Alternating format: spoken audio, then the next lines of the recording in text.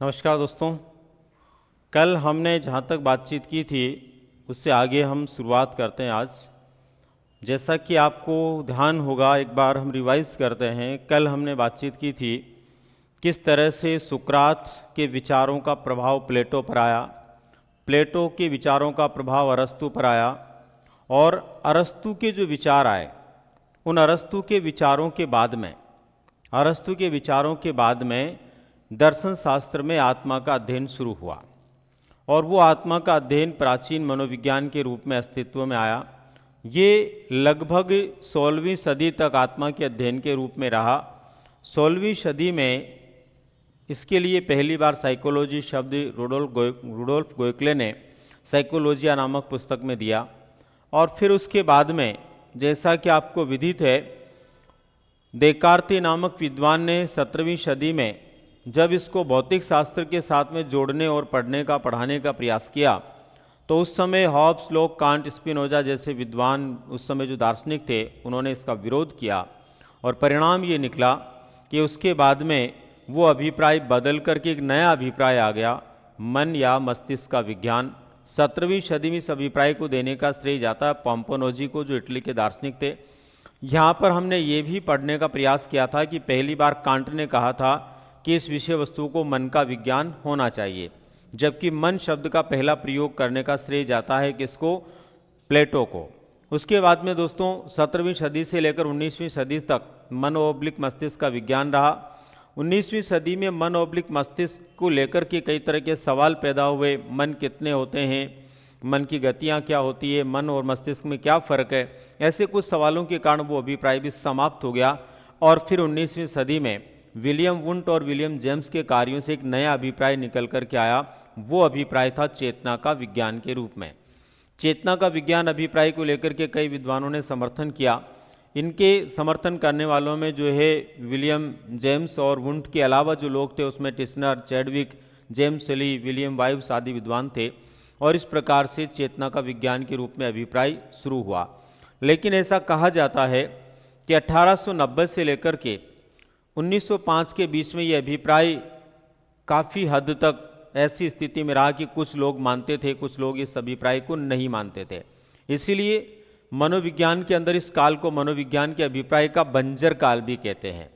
यानी मनोविज्ञान में इस काल को मनोविज्ञान का क्या कहते हैं? अभिप्राय का बंजर काल भी कहते हैं। कब से कब को लेकर के?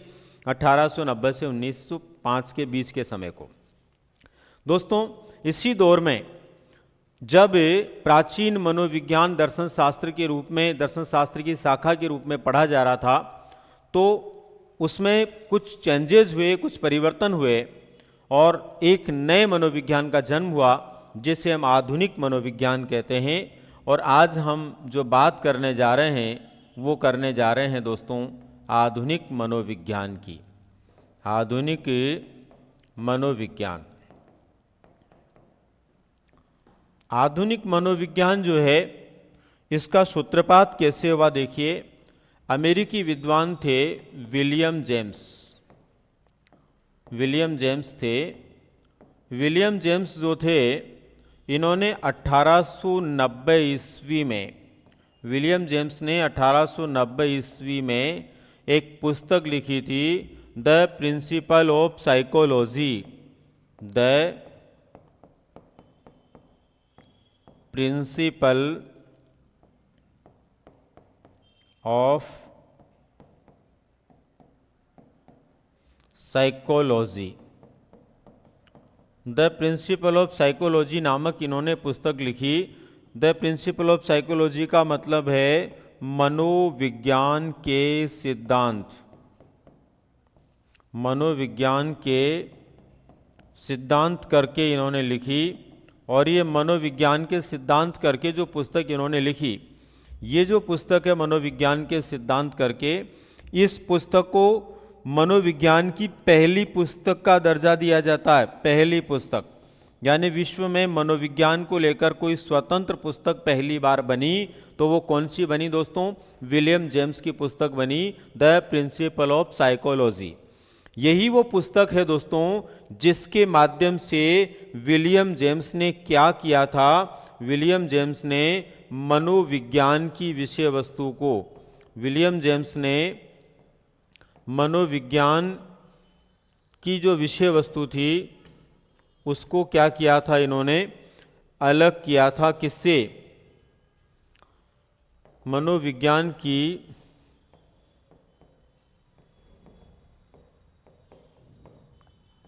विषय वस्तु को दर्शन शास्त्र से अलग किया था। किससे?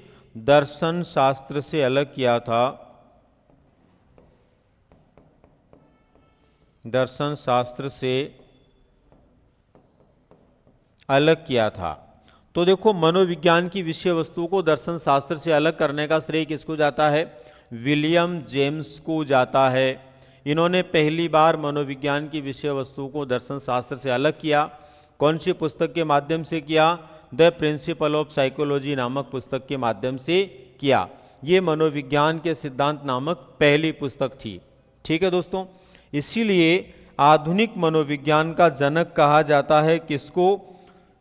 आधुनिक मनोविज्ञान का जनक कहा जाता है विलियम जेम्स को। आधुनिक मनोविज्ञान का जनक ये विलियम जेम्स को कहा जाता है, क्योंकि इन्होंने ही पहली बार मनोविज्ञान को दर्शन शास्त्र से अलग किया।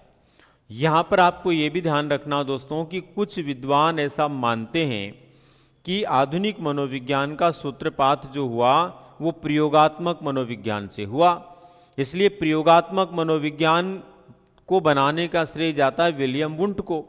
इसलिए कुछ विद्वान विलियम वुंट को भी आधुनिक मनोविज्ञान का जनक मानते हैं। तो आपको ये ध्यान रखना है कि यदि परीक्षा में प्रश्न आ जाए आधुनिक मनोविज्ञान का जनक कौन है और उसमें विलियम जेम्स विकल्प में आए तो विलियम जेम्स करना है, विलियम जेम्स विकल्प में आए नहीं और विलियम वुंट आए तो वो करना है, और अगर दोनों आ जाए तो ऐसी स्थिति में हमें विलियम जेम्स को प्राथमिकता देनी चाहिए, क्योंकि विलियम जेम्स के कार्यों से ही आधुनिक मनोविज्ञान द प्रिंसिपल ऑफ साइकोलॉजी नामक पुस्तक के माध्यम से अस्तित्व में आया। ठीक है ना? तो कुछ विद्वान मानते हैं किसको? विलियम वुंट को भी। अब दोस्तों, ये हमें सामान्य रूप से पता हो जाना चाहिए कि आधुनिक मनोविज्ञान की यहाँ पर शुरुआत हो गई। लेकिन यहाँ पर यह भी आपको ध्यान रहे कि आधुनिक मनोविज्ञान जब बना तब इसका अर्थ क्या था? आधुनिक मनोविज्ञान के समय का अभिप्राय। आपको ये ध्यान रखना है, आधुनिक मनोविज्ञान जब ये था उस समय इसका अभिप्राय क्या था? उस समय इसका अभिप्राय था चेतना का विज्ञान। ठीक है, लेकिन अभी थोड़ी देर पहले मैं आपको बता रहा था कि इस चेतना का विज्ञान अभिप्राय को कुछ लोग समर्थन देते थे, कुछ नहीं देते थे, कुछ मानते थे, कुछ नहीं मानते थे, क्योंकि यहाँ पर जो अवधारणा थी वो क्या थी? जीवन ही चेतना है और चेतना ही जीवन है। इस तरह की अवधारणा के साथ में ये अभिप्राय जो था उसके बारे में लोग कुछ मानते थे, कुछ नहीं मानते थे। लेकिन इस दरमियान एक खास बात जो रही वो ये रही कि कुछ लोगों के मानने और नहीं मानने की वजह से ऐसी स्थितियां बनी कि 1890 ईस्वी से 1905 ईस्वी के बीच के समय को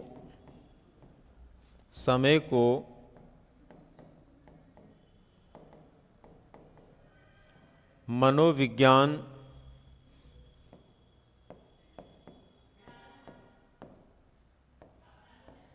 के अभिप्राय का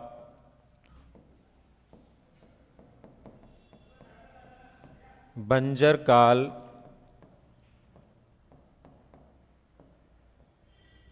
कहते हैं।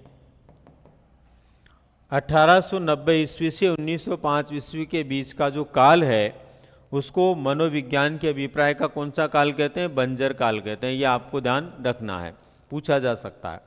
अब दोस्तों इसके बाद में देखिए, ये जो अभिप्राय है ये क्यों बदला और एक नए अभिप्राय के रूप में आया। तो ये अभिप्राय क्यों बदला, इसका दो तरह से कारण अलग अलग विद्वानों का मानना है कि दो कारण इसमें रहे कि ये अभिप्राय बदला, जिसमें एक कारण तो था सिगमंड फ्राइड की विचारधारा। सिगमंड फ्राइड का विचार, ये एक कारण था जिसकी वजह से ये अभिप्राय जो है वो क्या हुआ, बदला। और दूसरा था विलियम मैकडूगल का विचार। विलियम मैकडूगल का विचार। देखो ये दोनों के विचार क्या थे दोस्तों, जिसकी वजह से अभिप्राय ही बदल गया। दोनों के विचारों के बारे में हम बात करें, सिगमंड फ्राइड जो थे, इन्होंने मनोविश्लेषणवाद का संप्रदाय या विचार या सिद्धांत दिया था। आगे हम पढ़ेंगे मनोविश्लेषणवाद संप्रदाय क्या है, उसके बारे में डिटेल से जानेंगे। यहाँ इतना ध्यान रखो आप कि सिगमंड फ्राइड का विचार था, दूसरा था विलियम मैकडूगल का। तो सिगमंड फ्राइड ने मनोविश्लेषणवाद का विचार दिया था, उसमें इन्होंने कहा था कि हमारा जो मन होता है, इस मन की तीन अवस्थाएं होती है, चेतन, अर्धचेतन और अचेतन। यानी इन्होंने चेतना के तीन रूप बता दिए, चेतन, अर्धचेतन और अचेतन। अब देखो यहां तक भी ठीक है, लेकिन इन्होंने नई बात बताई कि हमारा जो व्यवहार होता ना, या मनोविज्ञान की विषय वस्तु जो होती है वो अचेतन मन पर आधारित होती है, या उसका मूल भाव जो है वो अचेतन मन से जुड़ा होता है। अब देखिए यहां तक जो बात आ रही थी चेतना का विज्ञान की, तो वो तो चेतना का विज्ञान मान रहे थे, इन्होंने इसको किसका बता दिया, अचेतन का विज्ञान बता दिया। इसका मतलब यहां पर एक संशय पैदा हो गया 1900 ईस्वी में। कब की बात है, 1900 ईस्वी में ये संशय पैदा यहां पर हो गया। अब इसके बाद में देखिए दूसरा ऐसा ही सिद्धांत था, ऐसा विचार था, ये था 1905 ईस्वी का। और ये जो विचार था दोस्तों किसका, विलियम मैकडूगल का। विलियम मैकडूगल ने क्या कहा, विलियम मैकडूगल ने कहा कि मनोविज्ञान के लिए जो चेतना शब्द का उपयोग कर रहे हैं ये दुर्भाग्यपूर्ण है, ये बुरा शब्द है। इन्होंने अपनी पुस्तक में, इनकी पुस्तक थी द आउटलाइन साइकोलॉजी, ये जो है प्रेरकीय संप्रदाय के जनक भी माने जाते हैं। आगे हम प्रेरकीय संप्रदाय के बारे में बात करेंगे तब विस्तार से समझेंगे। तो इन्होंने प्रेरकीय संप्रदाय जब दिया मित्रों, उस समय क्या किया इन्होंने, उसमें एक पुस्तक लिखी द आउटलाइन साइकोलॉजी, यानी मनोविज्ञान की रूपरेखा। उस पुस्तक में इन्होंने ये कह दिया कि मैं साइकोलॉजी का या मनोविज्ञान का दुर्भाग्य मानता हूं कि लोग इसे चेतना के रूप में परिभाषित करते हैं। इसका मतलब ये हुआ कि चेतना को इन्होंने एक बुरा शब्द बताया। इनका मानना है कि चेतना एक अच्छा शब्द नहीं है, अगर लोग इसको चेतना के रूप में परिभाषित कर रहे हैं तो बिल्कुल गलत कर रहे हैं। ये विचार इनके द्वारा दिया गया, किसके द्वारा, विलियम मैकडूगल के द्वारा। अब दोस्तों जब विलियम मैकडूगल के द्वारा ये विचार दे दिए गए तो पुख्ता हो गया। एक ने चेतन, अर्धचेतन, अचेतन बता दिया, यानी कॉन्शियस माइंड, सब कॉन्शियस माइंड, अनकॉन्शियस माइंड बता दिया। इन्होंने जो है चेतना जो है उसको बुरा शब्द बता दिया। तो इस तरह से चेतना का अभिप्राय जो था वो समाप्त हो गया, लोगों ने इस अभिप्राय को मानना बंद कर दिया। और दोस्तों यहाँ पर आपको ये भी ध्यान रहे कि यही वो विद्वान थे विलियम मैकडूगल जिन्होंने पहली बार कहा था कि इसको क्या होना चाहिए, व्यवहार का विज्ञान होना चाहिए, व्यवहार का विज्ञान होना चाहिए, विज्ञान होना चाहिए। आपको ये ध्यान रखना है, पूछा जा सकता है पहली बार किसने कहा था इस विषय वस्तु को व्यवहार का विज्ञान होना चाहिए, तो ये कहा था विलियम मैकडूगल ने। हालांकि इन्होंने इसको परिभाषित नहीं किया और नहीं सही तरीके से उस समय बता पाए। बाद में इन्होंने इसको परिभाषित करते हुए वर्तमान जो अभिप्राय है उसका समर्थन किया, लेकिन उस समय पहले विचार तो दिया पर प्रॉपर तरीके से ये स्पष्ट नहीं कर पाए। ऐसी स्थिति में दोस्तों ये अभिप्राय समाप्त हो गया और एक नए अभिप्राय की खोज शुरू हो गई। अब दोस्तों नया अभिप्राय कब और कैसे आया, आधुनिक मनोविज्ञान जो है जो वर्तमान मनोविज्ञान है उसका जो विचार है वो कब और कैसे आया, किस तरह से लोगों ने उसको नए स्वरूप में परिभाषित किया। तो दोस्तों देखिए, आधुनिक यदि मनोविज्ञान की हम बात करें तो इसके लिए जो विचारधारा आई वो आई 1913 ईस्वी में। 1913 ईस्वी में अमेरिकी विद्वान थे, अमेरिकी विद्वान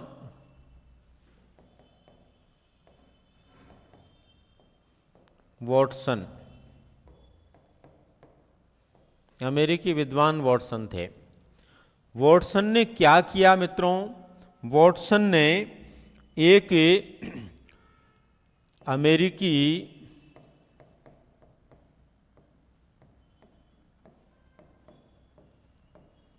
मनोवैज्ञानिकों, अमेरिकी मनोवैज्ञानिकों का संगठन बनाया। अमेरिकी मनोवैज्ञानिकों का क्या बनाया इन्होंने? संगठन बनाया। अमेरिकी मनोवैज्ञानिकों का एक संगठन इन्होंने बनाया। और दोस्तों इन्होंने ही पहली बार इस विषय वस्तु को व्यवहार का धनात्मक अध्ययन या विज्ञान कहा। यानी यही पहले विद्वान थे जिन्होंने इसको व्यवहार का धनात्मक अध्ययन या विज्ञान कहा। इस प्रकार से दोस्तों व्यवहार का अध्ययन के रूप में ये अर्थ देने का श्रेय किसको जाता है? वॉटसन को जाता, जेबी वॉटसन को जाता है, जो अमेरिकी विद्वान थे। इनके द्वारा जब ये अभिप्राय दिया गया तो इस अभिप्राय को बहुत सारे लोगों ने अपना समर्थन दिया, बहुत सारे लोगों ने अपना समर्थन दिया और इस तरह से ये एक नया अभिप्राय शुरू हो गया जो आज तक चला आ रहा है। हालांकि प्रारंभ में इसको लेकर के भी कई तरह के विरोध हुए, लेकिन 1913 से लेकर 1930 के बीच में इसके काफ़ी विरोध हुए। 1930 के बाद में ये अभिप्राय तब से लेकर के आज तक के लिए स्थायी हो गया, यानी आज तक हम उसको उसी अभिप्राय के रूप में जानते आ रहे हैं। यानी मानव का या किसी भी प्राणी के व्यवहार का अध्ययन जब किया जाता है तो वो व्यवहार का अध्ययन ही मनोविज्ञान है। ये अवधारणा इसमें दी गई। इस अर्थ का समर्थन करने वाले कौन थे? कौन कौन से लोग थे जिन्होंने व्यवहार का अध्ययन या विज्ञान अभिप्राय का समर्थन किया? तो देखो, इसके समर्थन करने वाले लोगों में मन है, बोरिंग, लेगफील्ड, स्किनर,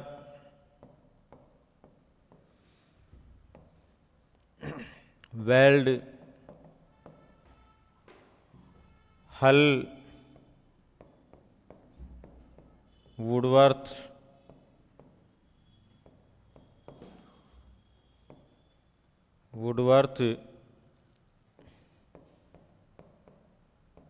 एडविन गुथरी,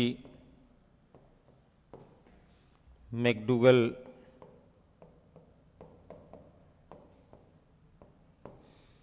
जैसे विद्वानों के द्वारा इसको प्रबल समर्थन मिला।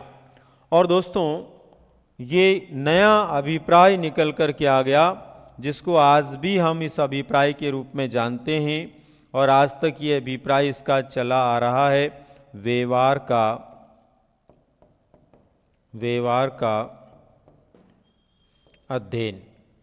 यही वर्तमान या आधुनिक मनोविज्ञान का अभिप्राय है। अब दोस्तों इस अभिप्राय के समर्थन में लोगों ने इसको किस तरह से परिभाषित किया, विभिन्न विद्वानों के द्वारा किस तरह से इसको परिभाषित किया गया। तो अब हम बात करते हैं विभिन्न प्रकार की परिभाषाओं की। यानी व्यवहार का अध्ययन के रूप में जो मनोविज्ञान का अभिप्राय अस्तित्व में आया, इसके लिए विभिन्न विद्वानों ने क्या अवधारणाएं दी? तो मनोविज्ञान की अवधारणाएं, मनोविज्ञान की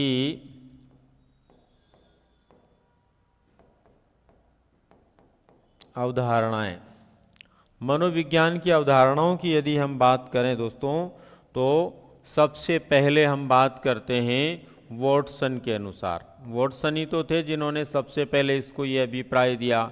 तो वॉटसन ने क्या विचार दिया है, देखो आधुनिक मनोविज्ञान के लिए इन्होंने कहा है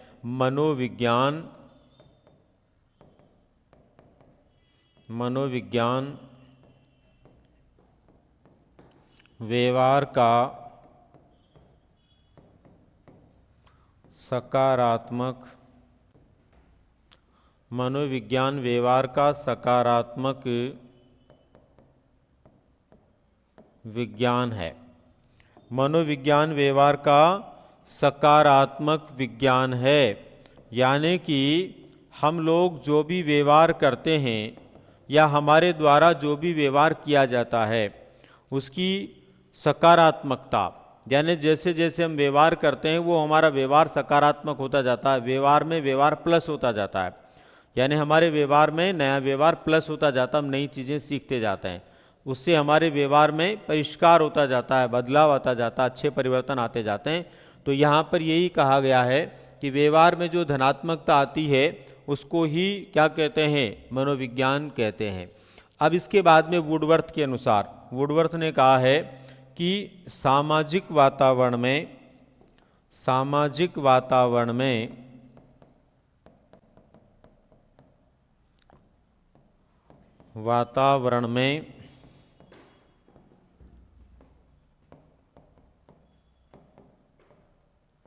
मानव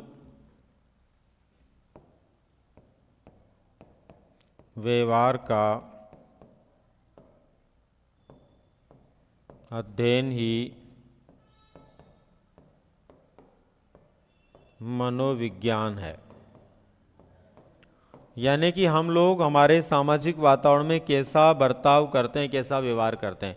देखो हम सभी लोग अलग अलग परिस्थितियों में अलग अलग तरह से व्यवहार करते हैं, तो कोई भी व्यक्ति सामाजिक वातावरण में, अपने सामाजिक वातावरण में कैसा व्यवहार करता है उस व्यवहार को ही क्या कहते हैं, मनोविज्ञान कहते हैं। किसी भी सामाजिक वातावरण में होने वाले व्यवहार को हम किस रूप में जानते हैं, मनोविज्ञान के रूप में जानते हैं। तो सामाजिक वातावरण को ध्यान में रखते हुए जब एक व्यक्ति का अध्ययन किया जाता है तो वो क्या होगा, उसका मनोविज्ञान होगा। इसके बाद में देखिए मैकडूगल ने किस तरह से परिभाषित किया इसको। मैकडूगल ने क्या कहा मनोविज्ञान को लेकर के, तो मैकडूगल ने कहा है कि मनोविज्ञान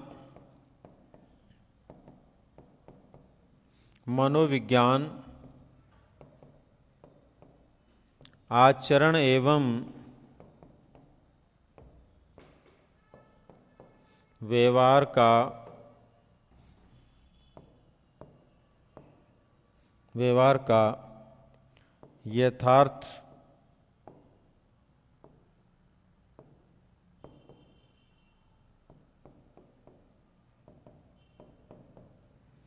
विज्ञान है।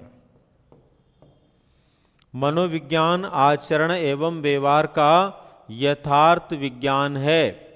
मनोविज्ञान आचरण एवं व्यवहार का यथार्थ विज्ञान है। इसका मतलब ये हुआ कि हमारे जो आचरण होते हैं और हमारे जो व्यवहार होते हैं उनकी यथार्थता, उनकी वास्तविकता, उनकी सत्यता का जो अध्ययन होता है वो ही मनोविज्ञान है। अब आचरण और व्यवहार में क्या फ़र्क है। आचरण का मतलब होता है दोस्तों जो हमें करना चाहिए, और व्यवहार का मतलब होता है जो हम करते हैं। यानी जो एक इंसान के रूप में हमें व्यवहार करना चाहिए वो आचरण कहलाते हैं, और जो व्यवहार हम लोग करते हैं वो क्या होता है, व्यवहार होता है। तो क्या करना चाहिए वो आचरण है, जो हम करते हैं वो व्यवहार है। तो इस तरह से इसका यथार्थ जो रूप है, वास्तविक रूप है, उसका अध्ययन ही क्या है दोस्तों, मनोविज्ञान है मैकडूगल के अनुसार। इसके बाद में देखिए नेक्स्ट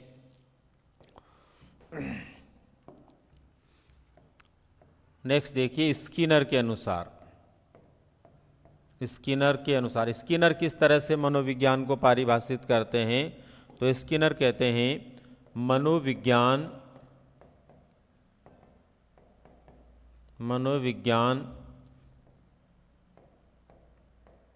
व्यवहार एवं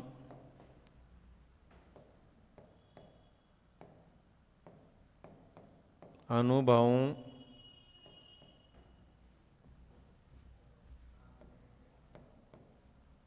का आधारभूत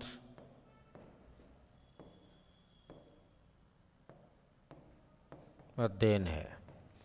मतलब ये दोस्तों कि हम कोई भी व्यवहार करते हैं ना, तो वो जो हमारा व्यवहार होता है वो हमारे अनुभवों से प्रभावित होता है। जैसे अनुभव हम लेंगे वैसा ही व्यवहार हम करेंगे। तो इसका मतलब एक व्यक्ति जो अनुभव लेता है उसके आधार पर जो व्यवहार करता है, उसके आधारभूत अध्ययन के रूप में यदि कोई विषय वस्तु है तो वो क्या है? मनोविज्ञान की विषय वस्तु है। एक और परिभाषा यहाँ हम देखते हैं क्रो एंड क्रो की। क्रो एंड क्रो किस तरह से मनोविज्ञान को परिभाषित करते हैं? तो क्रो एंड क्रो का मानना है कि मनोविज्ञान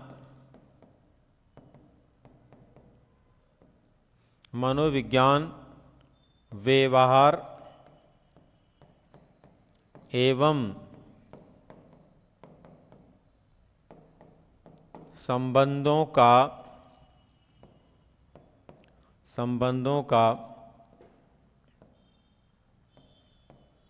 अध्ययन है।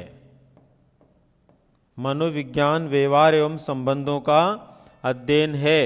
यानी कोई भी व्यक्ति किसी भी प्रकार का कोई व्यवहार करता है, कोई भी व्यक्ति किसी प्रकार का कोई व्यवहार करता है, तो वो व्यवहार और आपस में जो संबंध पाए जाते हैं व्यक्ति व्यक्ति के बीच में, उसके अध्ययन को ही क्रो एंड क्रो ने किसके रूप में माना है? मनोविज्ञान के रूप में माना है। इसी प्रकार से बोरिंग नामक विद्वान किस तरह से परिभाषित करते हैं? देखिए, बोरिंग ने परिभाषित करते हुए लिखा है कि मनोविज्ञान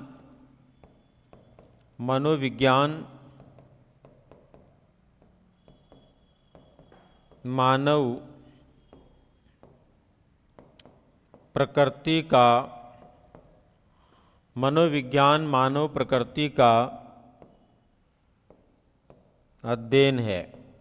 ठीक है, क्या माना इन्होंने? मनोविज्ञान मानव प्रकृति का अध्ययन है। एक व्यक्ति किस प्रकार की प्रकृति रखता है? प्रकृति का मतलब स्वभाव, व्यवहार किस प्रकार का रखता है, उसका अध्ययन जिसमें किया जाता है वही क्या है? मनोविज्ञान है। तो दोस्तों, इस तरह से अलग अलग विद्वानों ने अलग अलग तरह से मनोविज्ञान की अवधारणा दी है। जैसे मर्फी नामक विद्वान ने कहा है कि जीवित प्राणियों का उनके वातावरण में जो व्यवहार होता है, उस व्यवहार के अध्ययन को ही मनोविज्ञान कहते हैं। कोई भी जीवित प्राणी है और उनका वातावरण कैसा है, उनका सामाजिक वातावरण कैसा है। देखो, सब प्राणियों का अपना अपना वातावरण होता है। तो जानवरों का अलग है, इंसानों का अलग है, पक्षियों का अलग है। तो वो अलग अलग जो उनका होता है ना व्यवहार, आचरण उस वातावरण में, उसके अध्ययन को ही जो है मर्फी ने किस रूप में जाना है? मनोविज्ञान के रूप में जाना है। तो दोस्तों, इस तरह से अब आप समझ गए होंगे कि मनोविज्ञान क्या है। वर्तमान समय में, आधुनिक समय के अंदर आधुनिक अवधारणा उसकी क्या है? मानव व्यवहार के अध्ययन के रूप में है। किसके रूप में है? मानव व्यवहार के अध्ययन के रूप में है। तो दोस्तों, ये था हमारा आज का छोटा सा बिंदु जिसका नाम है आधुनिक मनोविज्ञान। इसमें आपको ध्यान रखना, आधुनिक मनोविज्ञान की अवधारणा किसने दी, किस तरह से आधुनिक मनोविज्ञान था, उस समय इसका अभिप्राय था, कौन सी पुस्तक से इसकी शुरुआत हुई, इसके जनक कौन थे। इसी प्रकार से इसका अभिप्राय जो चेतना का विज्ञान के रूप में था वो किस तरह से किन कारणों से बदला गया, कौन सी वजह बनी कि उसको अभिप्राय को लोगों ने मानना बंद कर दिया। और इसके बाद में इसमें जो है आधुनिक मनोविज्ञान का वर्तमान अभिप्राय व्यवहार के अध्ययन के रूप में व्यवहारवाद के जनक जे.बी. वॉटसन ने किस प्रकार से दिया और कब दिया, किस तरह से विभिन्न विद्वानों ने इस अभिप्राय का समर्थन किया और कौन कौन से विद्वानों ने किस तरह से इसको परिभाषित किया। तो इसको लेकर के हम जो है आज लगभग वो सभी बातें जान चुके हैं जो आपके परीक्षा के दृष्टिकोण से महत्वपूर्ण है। दोस्तों, इसी के साथ में एक सूचना, जैसा कि आपको विदित है, 25 फरवरी 2024 को उदयपुर में नेक्स्ट गुरु संस्थान की ओर से एक बड़ा निःशुल्क सेमिनार आयोजित किया जा रहा है। जिस सेमिनार के यहाँ भाग लेने हेतु आपको एक QR कोड दिया हुआ है, उस QR कोड के माध्यम से आप लोगों को क्या करना है? अपना रजिस्ट्रेशन करवाना है। मैं आपकी जानकारी के लिए बता दूं कि 500 से अधिक लोगों ने बीते 24 घंटे में और फिर अगले 24 घंटे में उतने ही लोगों ने, लगभग 800 से ज़्यादा लोगों ने अब तक अपना रजिस्ट्रेशन करवा दिया है। यानी कल तक लगभग 500 लोगों का रजिस्ट्रेशन था, आज 450 के लगभग और बढ़कर के 800-900 लोगों का रजिस्ट्रेशन हो गया। तो आप लोग भी यदि उस सेमिनार में भाग लेने के इच्छुक हैं तो अपना रजिस्ट्रेशन अवश्य करवाएं, क्योंकि रजिस्ट्रेशन होने के बाद ही उस काउंसलिंग सेमिनार में आपको प्रवेश दिया जाएगा। लिमिटेड सीटें होने की वजह से इस तरह की व्यवस्था की गई है। तो दोस्तों, उम्मीद करता हूँ नियमित रूप से अपनी जो क्लासें चल रही है वो आप लोगों को पसंद आ रही होगी, निश्चित रूप से आप सीख रहे होंगे। छोटे छोटे बिंदुओं के माध्यम से ही मैं आप लोगों के पाठ्यक्रम को करवाऊँगा, जिससे कम से कम समय में एक एक बिंदु को आप समझ पाएँ और बेहतर तरीके से आप घर बैठ कर के भी अपने मनोविज्ञान को अच्छा बना पाएँ। ठीक है दोस्तों, मिलते हैं कल फिर इसी समय अगली क्लास के साथ में। धन्यवाद।